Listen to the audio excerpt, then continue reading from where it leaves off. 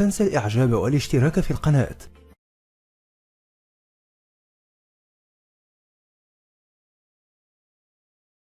Any brother? Yes, brother. After the show, I read a comment on Twitter on SRK, Shah Rukh Khan's Twitter, that he said that post-show he had some discussion with you, and he has mentioned that after a post-show I had a discussion with Dr. Zakir Naik and it was very enlightening. I would like to know what was that enlightening session with Dr. Shah Rukh Khan. Yes, after the show was over, I did chat with Shah Rukh Khan for about half an hour, and it was a very good experience. I cannot discuss everything because many things were personal, so it would be wrong on me to say in public. I was meeting him for the first time. It was the first time I met him personally, though there are some common friends who are his friends and my friends. But this is the first time meeting him personally. And one thing is for sure, that I am happy that I maintained my policy of not to just rely on the news. But before the show, and which everyone may be aware, that it comes in the media, many people, many of my friends have told, Shah Rukh Khan is not a practicing Muslim and he's not happy to be a Muslim, and he normally gives comments against Islam, and he does this and that. I personally have not heard it personally on the television. I have not heard, because I watch television very little. But because it were comments, I followed the verse of the Quran. Quran says in Surah Hujurat, chapter 49, verse number 6, that whenever you get a message, check it up before you pass on to the third person. The same thing what I use, whether anyone asking comment, like Barkhadat asked me on Osama bin Laden, I said, I don't know. Same thing, even though hearing negative comments of Shah Rukh Khan, I always said, Allah Alam. But what I heard him saying on the show, I'm not talking the chat after the show, what I heard him on the show, I felt, irrespective whether he's practicing or not, but his answers were far better than most of the Muslims on the show. Not counting, of course, Maulana Mahmood Madni, he's a close friend of mine.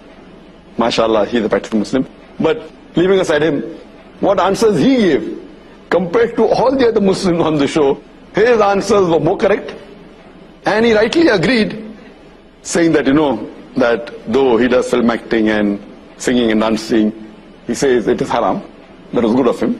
And he says that he has less knowledge. But he also said that for correct knowledge, you should ask the scholars and the ulamas and the maulanas. So his answers were far superior than the other people who were Muslims in the talk show. And after the show, one comment I'd like to make, that while discussing on the issue of Muslim identity, he asked me, Dr. Zakir Naik, he said, Dr. Zakir Sahab, what is your view? How important is it to keep a beard and wear the cap? So giving an analogy, that it wasn't a talk show, there was no Barkhadat, so I could explain to Brother Shah Rukh Khan more easily, and without any interruption. So I told him that when you appear for an examination, there are some questions which have 1 mark, some questions have 10 marks, some questions have 20 marks. The Muslim identity, wearing the cap and the beard, though it's not of utmost importance, but it is important, it may carry maybe 1 mark. Behaving, practically being honest, speaking the truth, these points about Islam, the practice, may carry 10 marks, may carry 5 marks. So, though keeping a beard is not the most important, you can miss the 1 marks and concentrate on the 10 marks and 5 marks and 20 marks. But if someone wants to score distinction, he will try and even get this 1 mark. For example, when we appeared for the medical examination, we tried even to get that half mark, because we want to score above 90. So when you want to score above 90, this is very important. Beard is important and cap is important. It's a part of the sunnah. But if someone doesn't keep a beard, you cannot say that he's not a Muslim. You cannot say he's not a Muslim, doesn't sport a beard or doesn't wear a cap. But, you have given a very good analogy. So you like the example, that it is important, but may carry 1 mark, 2 marks. The more important is the amal. The other things about being honest, about offering salah, not doing shirk. This is of more importance. And as I mentioned even in my answer to the talk show, that if a person does not keep a beard, it doesn't come in the 70 major sins. There is a scholar by the name of Imam al-Dhahabi, and he has listed the 70 major sins in Islam. First being the shirk, then being murder, going down the line. But the beard doesn't appear. That does not mean it's not a sin. Some scholars say that it is a sunnah, mustahab. That's encouraging. Some scholars say that it is fard to keep a beard. But whatever it is, no one puts it in the major sin. Either it's a minor sin or it's a very important sunnah. So it's not part of the major sin. Hope that answers. Any brother? Yes, brother. After the show, I read a comment on Twitter on SRK, Shah Rukh Khan's Twitter, that he said that post-show he had some discussion with you, and he has mentioned that after a post-show I had a discussion with Dr. Zakir Naik and it was very enlightening. I would like to know what was that enlightening session with Dr. Shah Rukh Khan. Yes, after the show was over, I did chat with Shah Rukh Khan for about half an hour. And it was a very good experience. I cannot discuss everything because many things were personal. It would be wrong on me to say in public. I was meeting for the first time. It was the first time I met him personally, though there are some common friends who are his friends and my friends.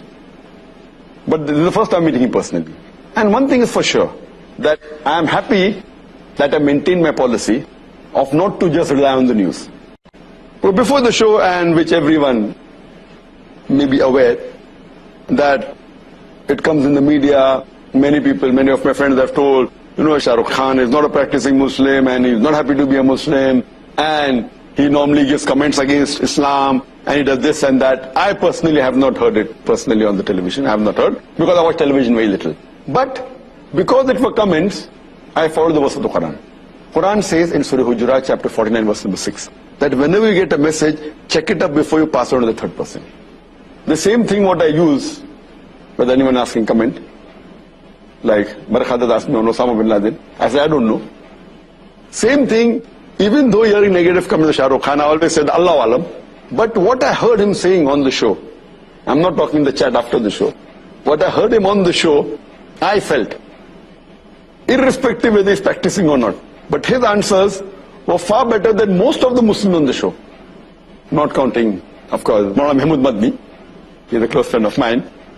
MashaAllah, he's a practicing Muslim.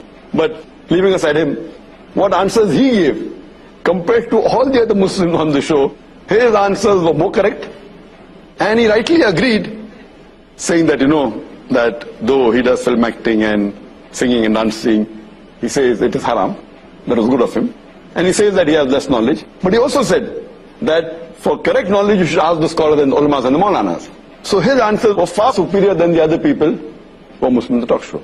And after the show, one comment I'd like to make, that while discussing on the issue of Muslim identity, he asked me, Dr. Zakir Naik, he said, Dr. Zakir Sahab, what is your view? How important is it to keep a beard and wear the cap? So giving an analogy, that it wasn't a talk show, there was no Barakhadat. So I could explain to Brother Shah Rukh Khan more easily and, without any interruption.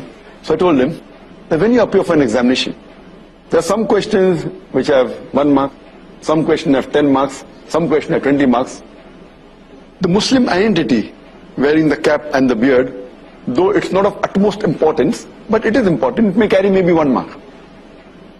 Behaving, practically being honest, speaking the truth, these points about Islam, the practice, may carry 10 marks, may carry 5 marks.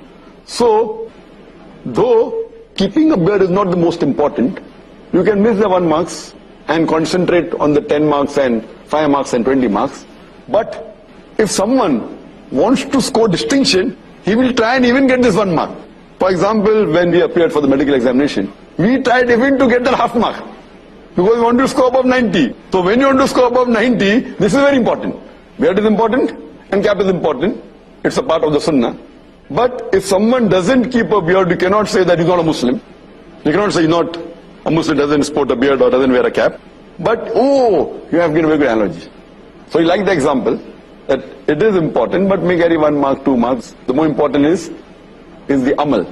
The other things about being honest, about offering salah, not doing shirk. This is of more importance. And as I mentioned even in my answer to the talk show, that if a person does not keep a beard, it doesn't come in the 70 major sins. There is a scholar by the name of Imam al-Dhahabi, and he has listed the 70 major sins in Islam. First being the shirk, then being murder, going down the line. But the beard doesn't appear. That does not mean it's not a sin. Some scholars say that it is a sunnah, mustahab. That's encouraging. Some scholars say that it is fard to keep a beard. But whatever it is, no one puts it in the major sin. Either it's a minor sin or it's a very important sunnah. So it's not part of the major sin. Hope that answers.